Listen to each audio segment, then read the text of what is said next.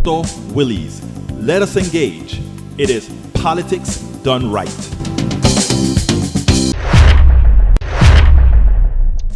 Well, folks, welcome to one more edition of Politics and Run. I'm Egberto Willies, your host. Thank you so kindly for being part of the show. We are going to have a great show for you today. Welcome aboard E2247. Read some of the consequences of the Israeli genocide or the genocide in Gaza. I'll be reading some of what you put there, Senor E2247. Michael Rudden is in the house from Brooklyn, New York. Paul Fleming is in the house from Atlanta, Georgia. We have, of course, in the house as well. We're kind of slim pickings. Let's see if our mail out went out yet. Anyhow, we're gonna have a great show for you today, my dear brothers, peeps.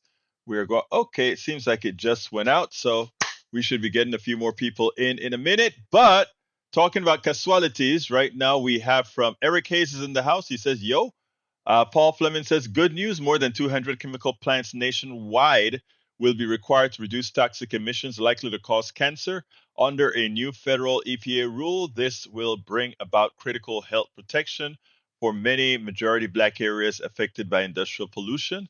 We all know that pollution has where industry put its things has a racial component to it. You just have to drive around Houston, and it becomes quite evident. Do any ideas for stopping genocide arise unseen? That is from our one and only E2247. Before the settlers, Gaza and Jews, the history of Jews in the Ottoman Empire.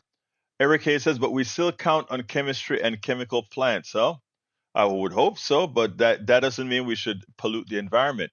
In fact, chemistry, if we do things right, the environment would be just fine. By example, let's see, para ver. We also have 109,530. Well, let me start from the beginning. Day 187 since the 7th of October 2023, at least 33,482 Palestinians killed. And you said it, at least 274 persons more than day 185, at least 764,049 wounded, 116 persons more than day 185, equal 109,531 casualties, 586 per day of estimate, 5.3 million people. That's 2% of West Bank and Gaza Palestinian population with 33,000 killed, equal 179 average per day. Thank you for that breakdown. When you break it down like that, it gives it more urgency. It actually shows that in effect the type of wipeout we are having out there is really a genocide. Thank you for putting that in those stark numbers, brother E2247. Michael Rudden says ABC News. Well, before that, let's go to Paul Fleming. He says, keep your eyes on this story. Shadowy Online Access Bank and its biggest billionaire shareholder, Don Hankey, have together extended more than $500 million in financing for Trump's benefit.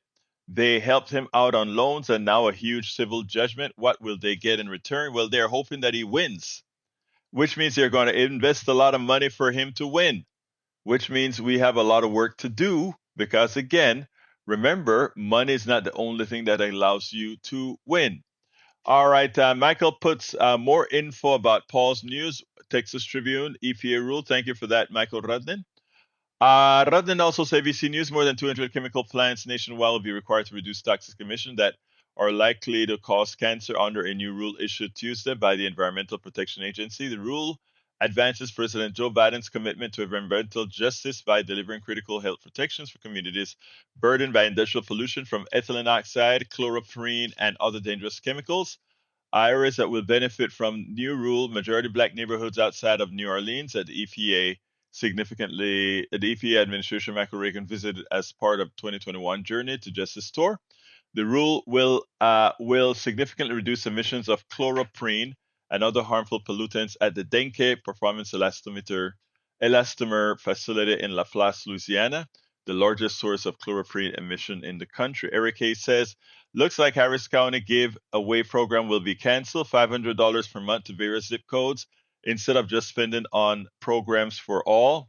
Well, actually, it's an experiment of how basic income works. And unfortunately for the people that are not willing to think outside of the box. It looks like, in fact, they're going to kill it.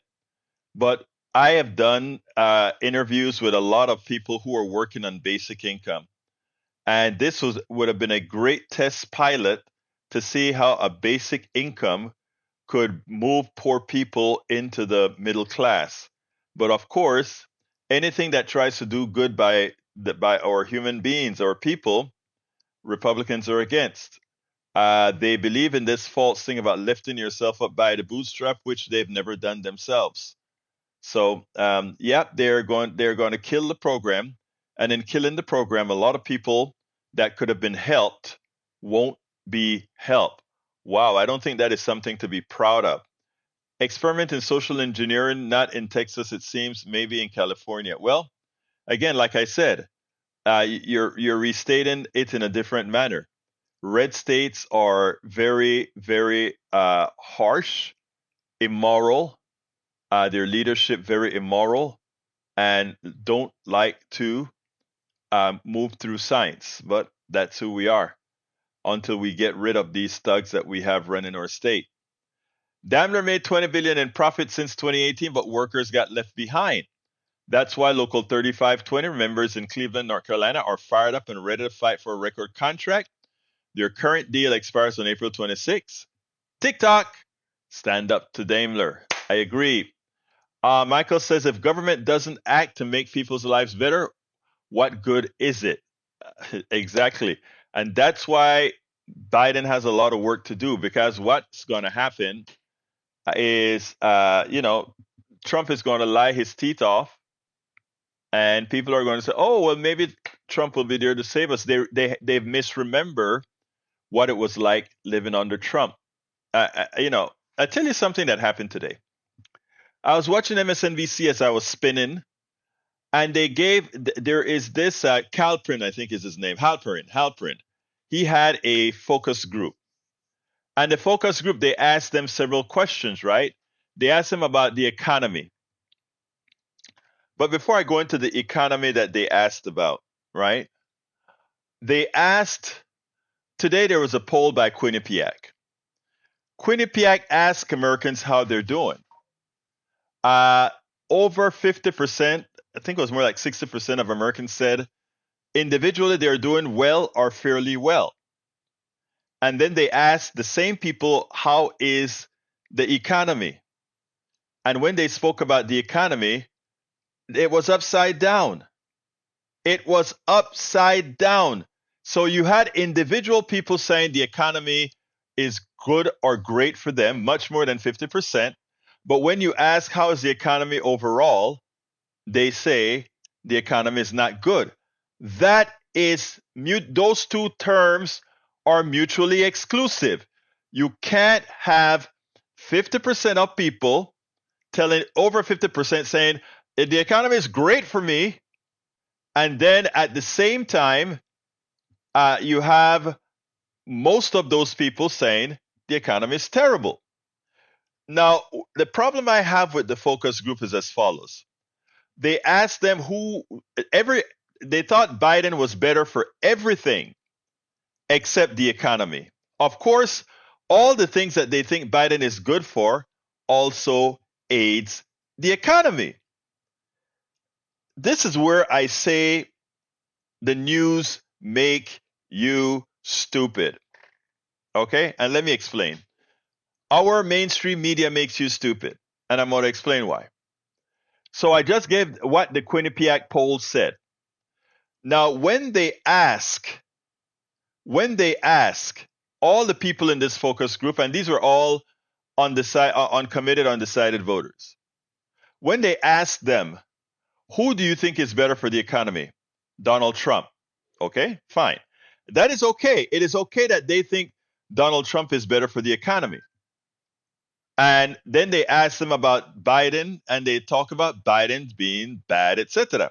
Here's the kicker. The questioner then says, what policy do you think Biden should implement to make things better? Nobody had an answer. Nobody could say what they thought Biden was doing wrong. And that's fine as well. It is fine.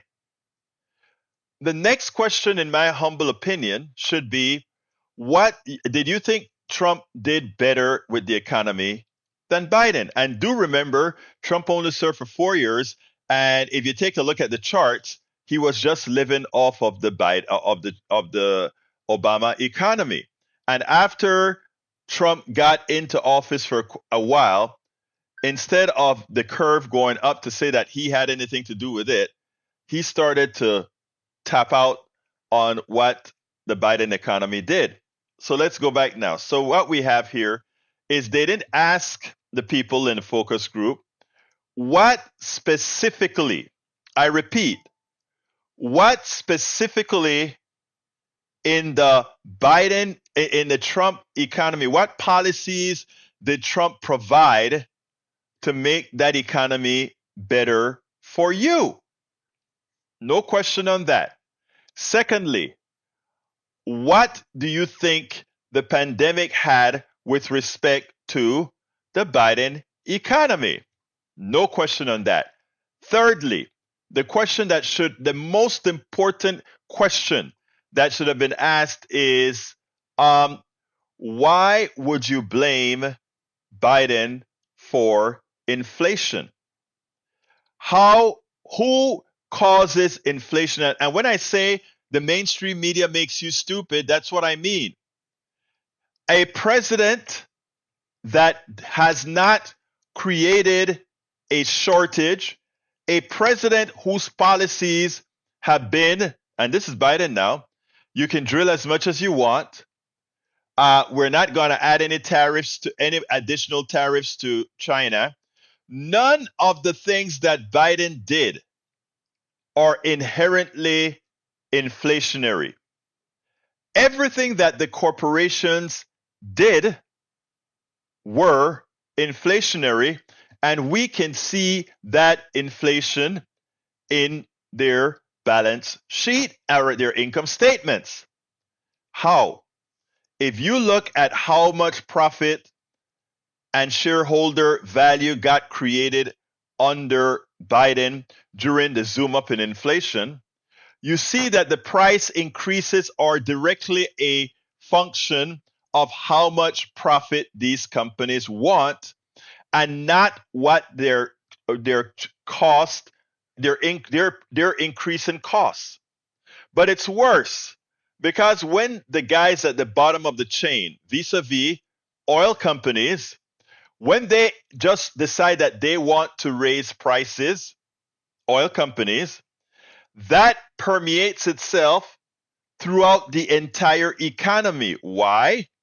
Because if you're increasing the price of oil, it means you're increasing the price of fossil generated electricity from oil. It means you're increasing the price of travel. You're increasing all of transportation, etc. And all of that gets into the price of your bread, the price of all these other items. So the genesis of inflation a lot of times starts with oil and a lot of different commodities, where the corporations are in full control of deciding what prices they want to charge. As economist Professor Richard Wolff points out, they determine if they're going to raise the prices or not. And in the case of corporations during the Biden administration, they chose not any market force of shortages or anything. They forced a false shortage that created the inflation. But the media doesn't tell you that. And the questioning that Halperin did with the focus group didn't touch that. So again, the mainstream media makes you stupid, because every American needs to know who to blame. If we knew that we should be blaming an oil company who deterministically raise prices, and because everything we have is an oil-based economy, in as much as Biden allowed them to drill as much as they wanted to, okay, think about it. It's not the fault of Biden.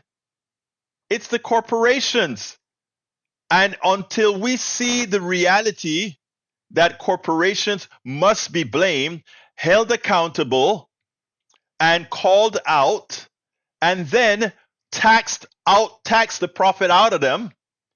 You want to make an inordinate profit? Go ahead. Tax the profit out of them, and then progressively give that money back to the individual tax-paying American. And not even just tax-paying American. Give it back to the Americans. That's what we need to do. Because if they're going to be thuggerish in stealing our money, all we need to do is take it back. Take it back.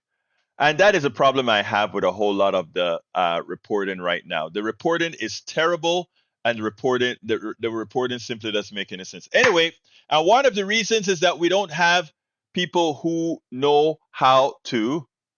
Recently found this show, and I feel so home here. Enlightened people are hard to find. Egberto seems to be fighting the good fight.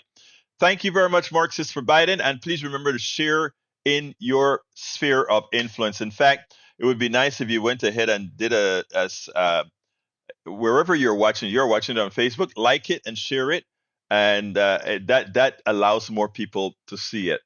Now, Joy-Ann Reid, I know some of us don't like Joy-Ann Reid, but Joy-Ann Reid's interview style, as opposed to the kind of style that we have, where people say, "Well, Donald Trump said XYZ, and Bush, and the Biden said XYZ." They don't put the context in. They don't put the truth in. They just allow their medium to be used for lies. What I love about Joy-Ann Reid is that she doesn't take that. She comes and she gets things spoken, and she gets things done right. Let's listen to this, and then we'll take it on the other side. Let's talk journalism. There's a journalism of old and what journalists must be today. To which I say Joy-Ann Reid is the journalist of today. Many may not like her technique, but it's the only technique that actually works against folks like Donald Trump. The old form of journalism allowed this side says this, the other side said this, because we knew in the aggregate they were both coming from a position that they believed in, and a position that wasn't inherently biased against truth. Now, I'm not saying that they didn't know they were spinning, but it wasn't necessarily an absolute bias against truth. Now, I want you to watch how she interviews this reporter, Jonathan Allen, because it's very important. Jonathan Allen, old style journalism, which for all practical purposes allows Donald Trump's narrative to come through untouched, because again, it's what this person said and not the analysis of what this person said or taking it one step deeper. Check this out, then we'll take it on the other side. Donald Trump has done a new thing where people who raised $2.5 million for him, for his legal defense fund, get to get a personalized pair of his gold Never Surrender high top sneakers, according to a donor access program menu shared with NBC News. So basically, the $300 sneakers will cost you just $2.5 million in fundraising. How many takers are there for those? Don't have an exact number yet, Joy, but there certainly will be some. I think somebody much smarter and more interesting than myself once said, it's got to be the shoes. That's, I guess, what gets you to give $2.5 million. They did not say how they would be personalized. Yeah. Many times things are signed. I don't know if this means Donald Trump's going to wear them around for a while, sure. But the shoes are the big thing that those donor access menu talks about. They also get access to, Trump campaign officials, sure. and various updates and retreats. And maybe a nicer spot in the gulag if they criticize Trump and he gets angry. Let me ask you, we do a lot of reporting on Donald Trump, his promises and his campaign. What is he promising the ordinary MAGA who is willing to go to jail for him, in some cases commit felonies for him, the people who are out there at his rallies? What do they get? Because the super rich get super big tax cuts. He won't have an incentive to do another stimmy because he won't be facing another election. He'll be in for life. So there's not another re-election. So there's no reason to give them another check, another stimmy check. So what do they get? Yeah, I mean, you're pointing out a very huge conflict in his campaign's sort of theory, or who it's marketing to here. Obviously, raising all this money from billionaires who want their taxes cut, and also presenting himself as this populist. What do they get? He's arguing that they're going to get a better economy, that their boats will be lifted by a freer economy. You mean a better economy than the one now with 3.8% unemployment and people getting their $30,000 student loan debt wiped out? Better than that with the stock market in record high and us drilling more oil than any country in human history? Better than that economy? How's he going to do that? He didn't do it the first time. I'm just being honest. The economy was worse when he was there. What's his plan for that? I'm not making the case that he's right, simply telling you what he's telling folks. Yeah. But that's essentially what his argument is to folks at the bottom of the scale. And the folks, in terms of the folks who charge the capital, he's teasing the possibility of pardons for people he refers to as patriots. Yeah, and those would be the most violent criminals that are currently locked up for assaulting police officers and committing mayhem, not just the ones who took a poop in the Capitol. Those people are already home. Now, why is what Joy-Ann Reid did important? As soon as Jonathan Allen says, well, the way the Trump the Trump campaign intend to get something spoken about is they say XYZ. In other words, we know that the Donald Trump campaign is only in for the rich. After all, even when he was selling the China tariffs, the tariffs against China, he made it seem as if he was doing something for the working class, the middle class, his constituency. What he was really doing is screwing them, right? And time and again, his tax cuts, his tariffs, all these things screw the working class. So you need someone who is going to, for every time Donald Trump says, I am doing XYZ, let it be seen what the results are going to be, as opposed to saying, he said this, she said that, he said this, he said that. And that is what Joy-Ann Reid did as she interviewed Jonathan Allen. He made the comment, and she pulled what the reality is. We need a new form of journalism on cable TV when dealing with Donald Trump. And now all the people that he has created, the right wing that's been there before he was, and how folks like the Heritage Foundation puts information out. It is essential that we leave no stone unturned. It is essential that we take care of interviewing in a manner that does not allow a false narrative to go unchallenged. We spend a lot of time deconstructing the news, trying to parse it into a form that everybody can understand. We try to find those little nitpicks where it flies above the fray, etc. If you really like these videos that we do, I want to ask a big favor. Please go ahead. Number one, subscribe to our channel. And number two, please join if you can. Thank you so kindly for watching. Keep watching. Please remember to share. We must populate the entire internet with our progressive message, a message that we know is what most Americans say that they want. So help us, please join. Let's talk journalism. Absolutely so, folks. Absolutely so. And by the way, welcome aboard, Charlie Lindahl. Hope you're doing fine, my brother. I hope you're doing fine, my brother. Look, I posted those links to those as well in one of my recent blogs. I can't remember which one it is. Egberto, bookmark this. It's about the many here what to do. Okay, I'll do that right now on cognitive research.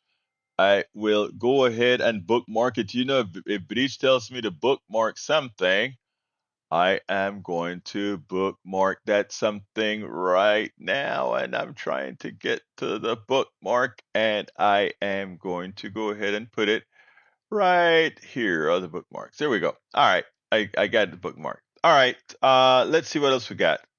What else we got here before we move on? Charlie Lindell says the effects of repetition frequency on the illusory truth effect. You know, Charlie, that is sad, but it's true. You keep repeating something, it eventually becomes a reality to some, to what I call the feeble-minded. All right, Lee Grant says everybody's living paycheck to paycheck and $400 away from financial disaster. How were so many people able to spring for eclipse tourism? Again, look, America is a huge country. And this is what I tell people all of the times. You take a look at how many people went ahead and did that eclipse. If it's 5% of the population, it's a lot. No, it wasn't a lot of people, folks. I mean, talking relative to the size of the population. So no, a lot of people are in pain, but that's just the reality.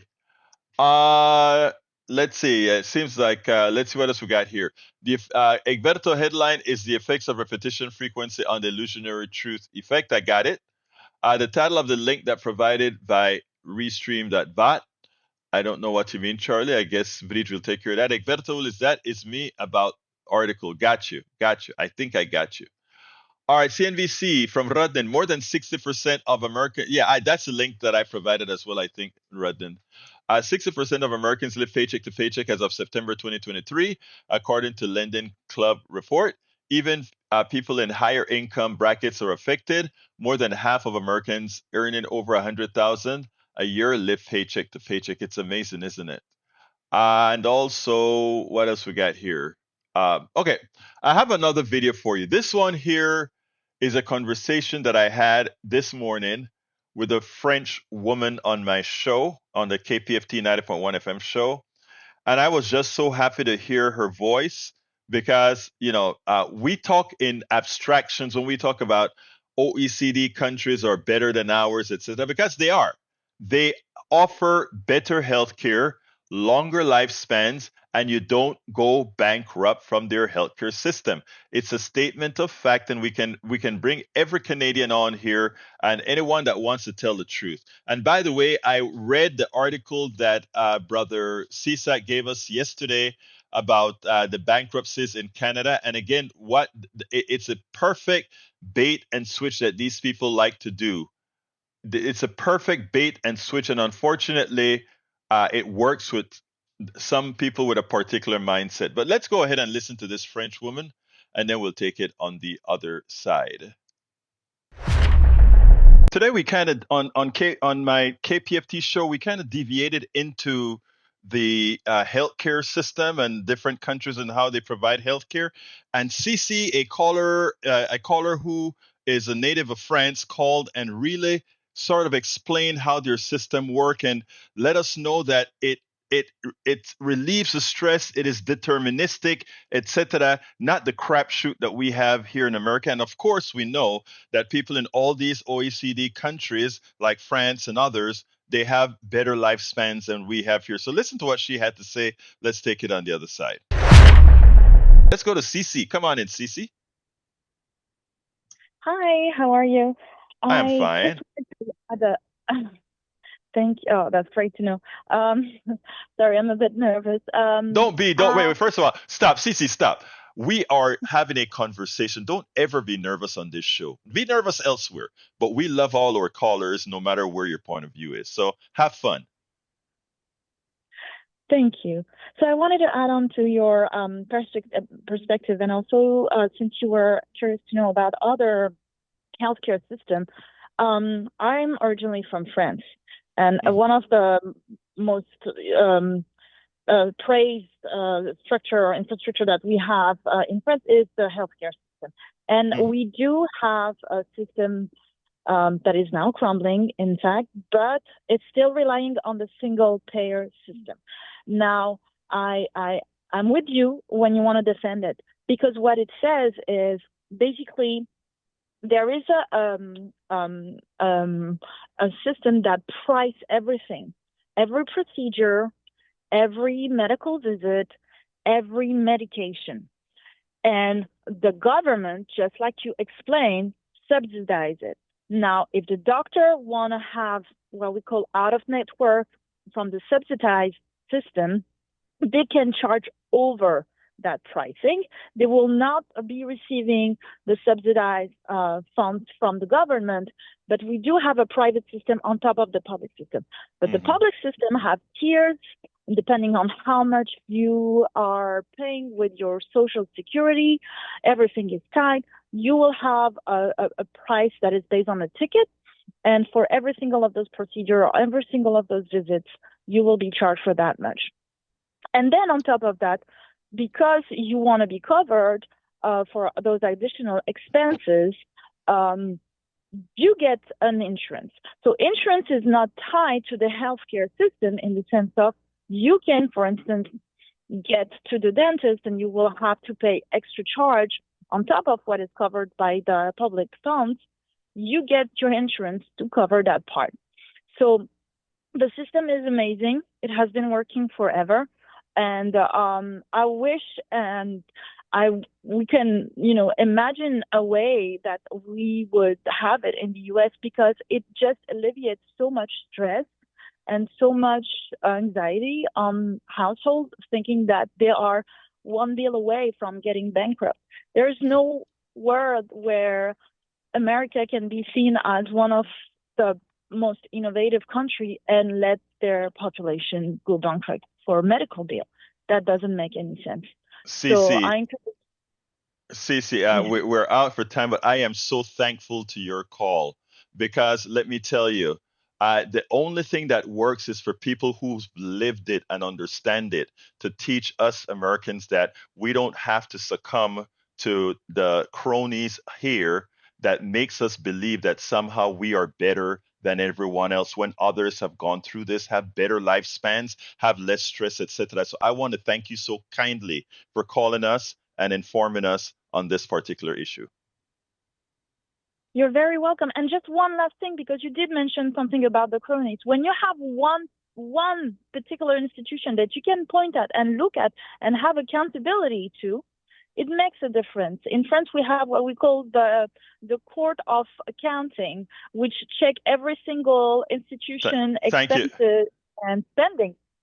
So Cece, yeah, I gotta go, and thank you so kindly. Now, if we would get off the indoctrination that we have that somehow a single payer system, there's something wrong with it. Think about how many lives in America would be saved. Think about how much money in America would be saved. Think about how we could prevent those parasites in the insurance industry, the healthcare industry, the hospital industry, the drug industry, pharmaceutical industry from ripping us off blind. We are the only country that they have the opportunity to rip us off, and that's because we have allowed our people to be dummified into believing that doing the right thing doing the wrong thing is the right thing. We need to solve that problem. Let's make sure and work towards healthcare for all, one healthcare system that covers everybody, whether you're a veteran, an older person, a younger person, or whatever. We don't need the complexity and the evil of the system that we have today. We spend a lot of time deconstructing the news, trying to parse it into a form that everybody can understand. We try to find those little nitpicks where it flies above the fray, etc. If you really like these videos that we do, I want to ask a big favor. Please go ahead. Number one, subscribe to our channel, and number two, please join if you can. Thank you. Anyway, folks. So yes, it was great hearing from the young lady from France who lived both systems, right? She lived inside of France where you had sustainable healthcare, and again, it didn't bankrupt you. And then she lived here. And the thing that I don't know if you noticed, one of the important things she spoke about is having a stress-free healthcare experience. Same thing I hear from Canadians: stress-free healthcare experience. You get care when you need care. Look, no system is perfect, but no system is as bad as ours.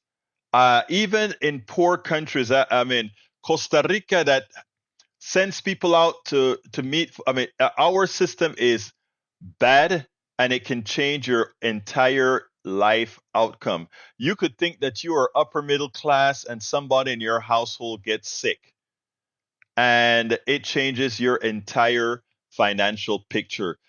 Even here, I mean, I did quite a few things, but turns out that my daughter had 2 strokes and my wife has lupus, and that has changed because of where we live. Because we live in Texas, that has materially changed our entire outcome in our latter years, and these are things that you can't protect against, right? Because we have an evil system where Insurance companies decide if they will pay or not pay, and you have to fight to get them to pay, or else they'll try to destroy your income. I mean, it is a horrendous system that we have here, and until we find out for sure, or until we have enough people who have sufficient empathy for those who are currently sick, because they could be, until that happens, we will continue to be in this state of fracaso, meaning a state of healthcare failure. Persuasive Barrier is in the house. How are you doing, Persuasive Barrier? Let's see what else we got here.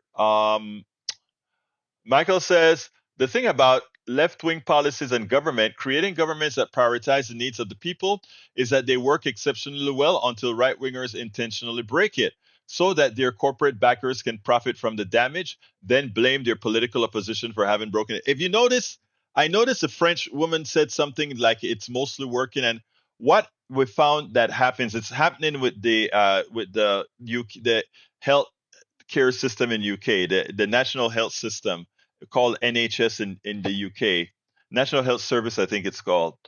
And as soon as they brought in the privateers, the system started to go downhill. Again, the private sector in healthcare destroys healthcare. And a caller said it earlier today, and I'll play a piece of that one as well. And he points out that there's no money in keeping people healthy. There is no money in our healthcare system to improve the health of Americans. There's no money in it. So a capitalist country doesn't try to make people healthy. They try to give them more healthcare. And you can only give them more healthcare if they're sick. That's what we don't get. And that's why I say capitalism is indefinite. If it's indefinite conflict with providing health care. I repeat, capitalism is in conflict with health care, because for capitalism to work, you want constant growth. You want people to have access to the services you're providing, because again, you want constant growth. You want to provide constant service. But in a society that is trying to get healthier, in a society that are doing things to get you healthier, you move the health the health system out of existence or vastly reduced.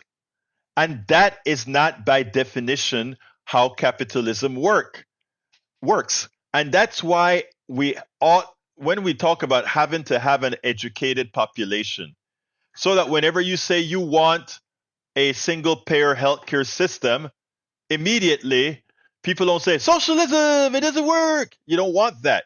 You want them to understand that in a system that depends on growth, it is diametrically opposed, those two systems.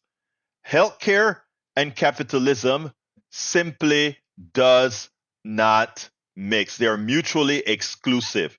And you know what proves that? Reality. What is occurring in our healthcare system has already proven that. So it's amazing. Anyway, folks, I have one last video, and I think you're gonna like this one. So let's go ahead and play this one, and then that's the last video of the day. So here we go. Let's go to Raymond. Raymond, come on in. Good morning, Egberto. Can you hear me? Yes, I can. Fantastic. First of all, thank you for what you do. I appreciate your candor more than anything with all of the guests, regardless of their perspectives. I'm not big on debate, but you asked for people to call in and share their thoughts and opinions about the medical system. So I figured I'd give it a try. Sure. I think you're right about a few executives collecting the majority of the profits. I think it's a little more insidious even than you claim that it is or state that it is. I think there are a group of executives that have their hands in not only the medical system, but also the pharmaceutical system and the food production systems. And I think a big part of our healthcare challenges or that those people are engineering a system between those three where they provide food that doesn't nourish the body very well, leads to illness and disease like diabetes, and then they treat those symptoms with medication. Of course, they're profiting from the pharmaceutical companies, and then it's a cycle in and out of the hospital. So they're collecting money on three fronts, and all of them are causing a shorter lifespan for Americans. And I think that's what I see, and that's just an observation. So I figured I would share that with you.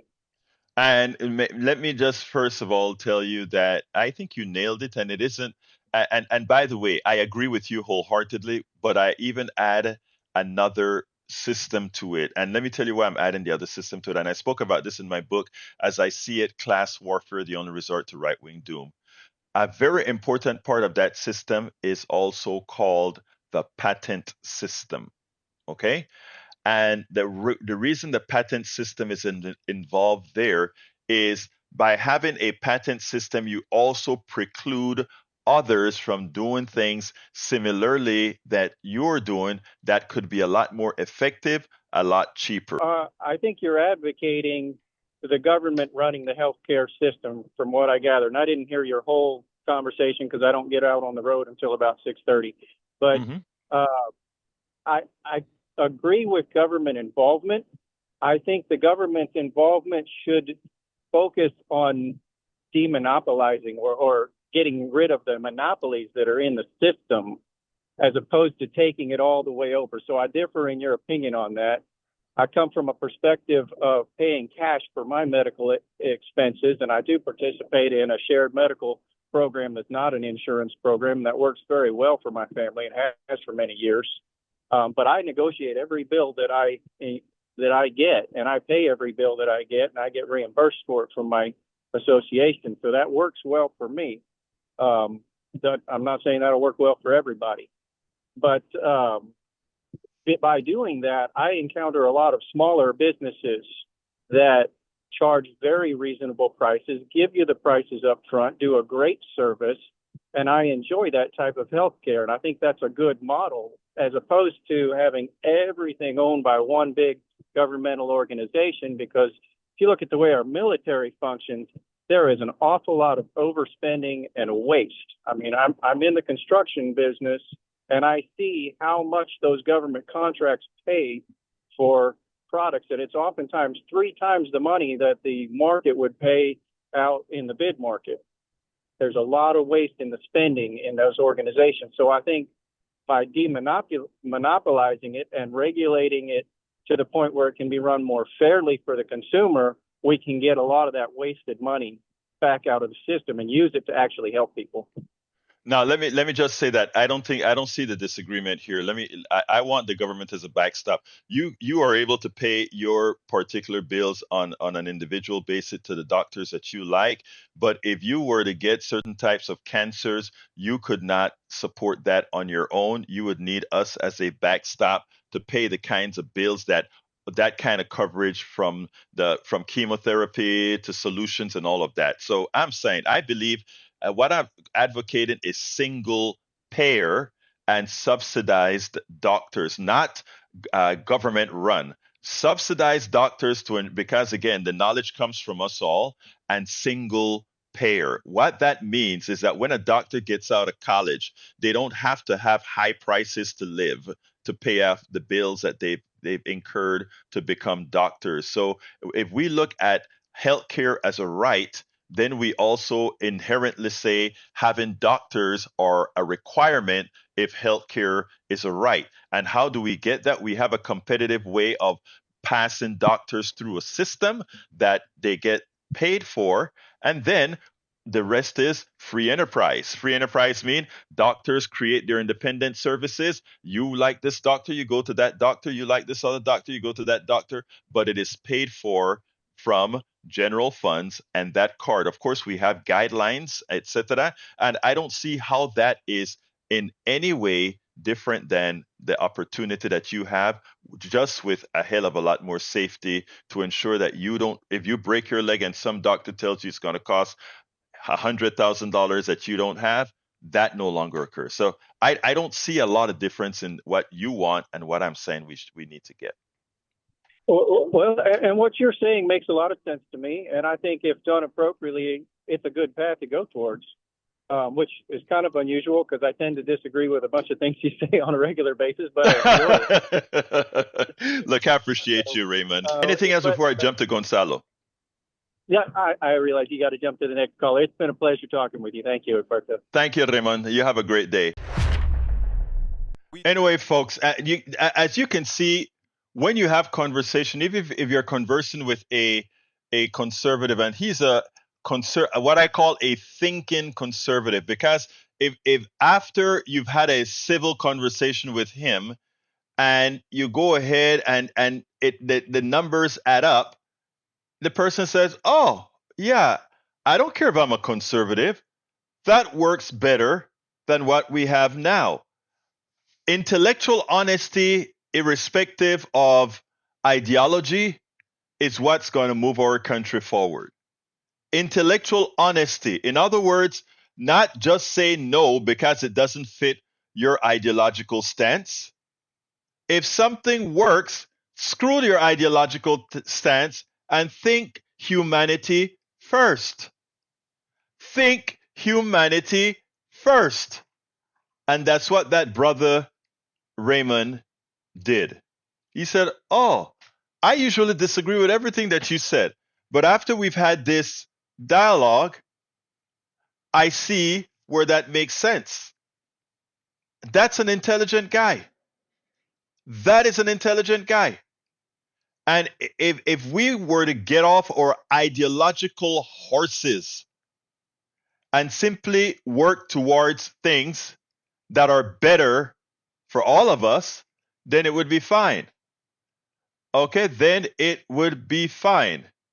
Look, Eric, these different types of programs, if you get certain kinds of diseases, it would overwhelm the program. It's a mathematical thing. All right, you have a lot of these share things that you pay out of pocket and all. It works up to a point.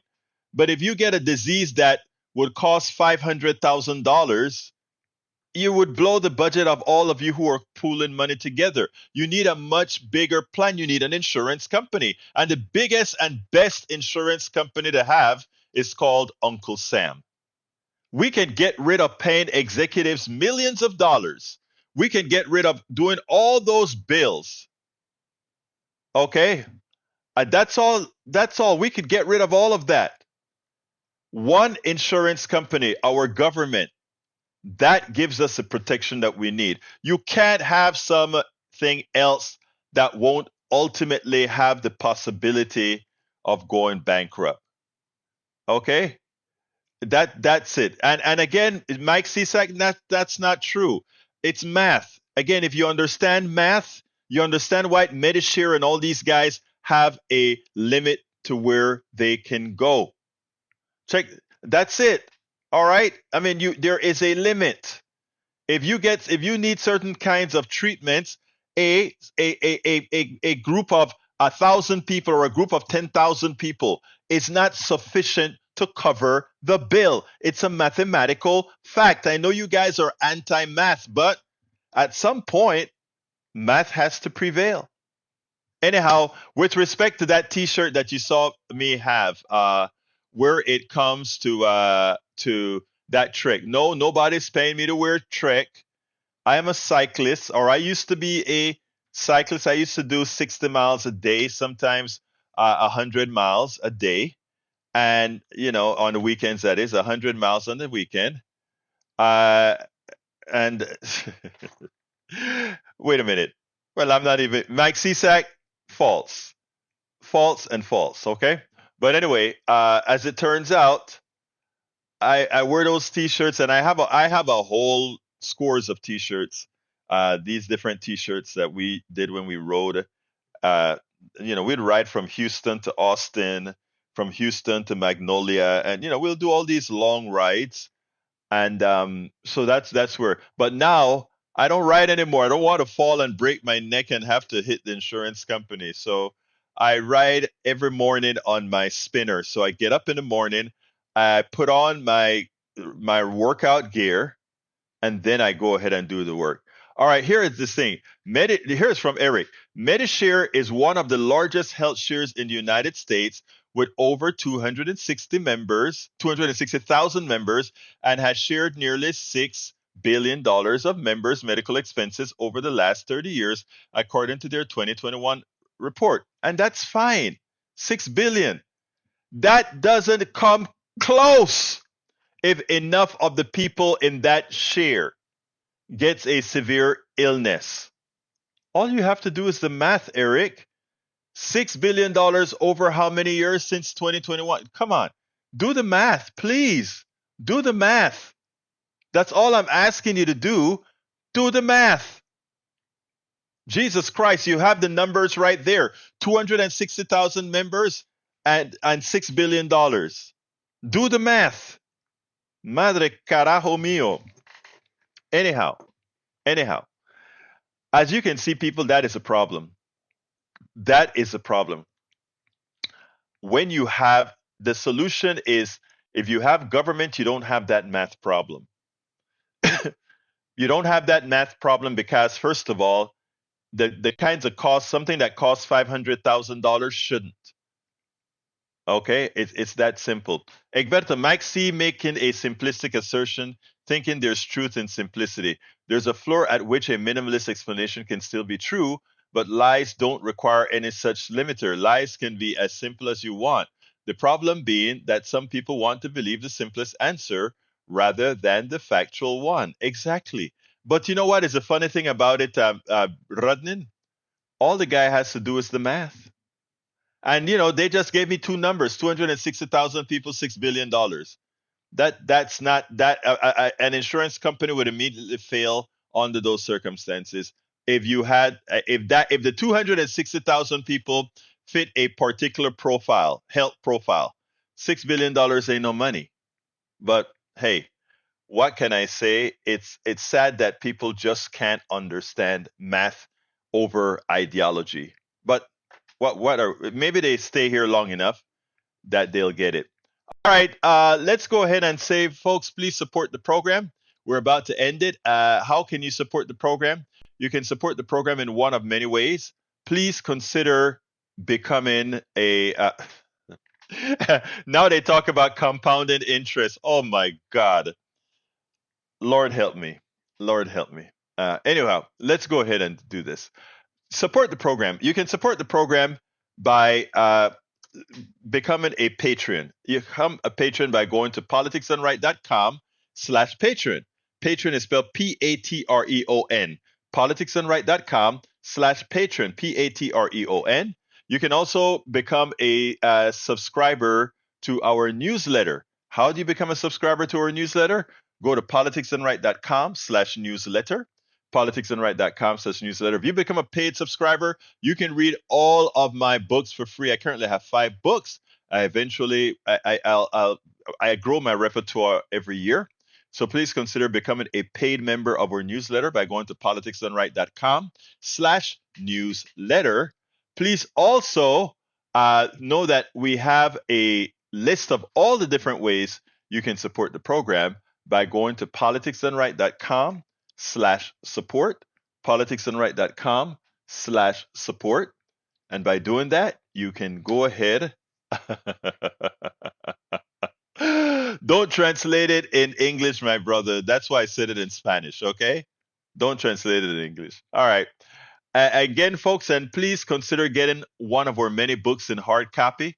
You can get that at politicsdoneright.com/books, politicsdoneright.com/books, and I'm putting that in the. My latest book is Tribulations of an Afro-Latino Caribbean Man. Racism did not stop my smile, hope, or journey forward. It's a book that everybody, irrespective of your ethnicity, would really, really, really love. Now, again, please support the program however you can. Eric liked my book. Thank you, Eric. I'm glad that you liked my book. So please become a paid subscriber of our newsletter at politicsdoneright.com/newsletter. newsletter. Anyway, folks, I got to get out of here. My name is Egberto Willies. This is Politics Done Right. And you guys know how I end this baby. I am what? Out! We spend a lot of time deconstructing the news, trying to parse it into a form that everybody can understand. We try to find those little nitpicks where it flies above the fray, etc. If you really like these videos that we do, I want to ask a big favor. Please go ahead. Number 1, subscribe to our channel, and number 2, please join if you can. Thank you so kindly for watching. Keep watching. Please remember to share. We must populate the entire internet with our progressive message, a message that we know is what most Americans say that they want. So help us, please join.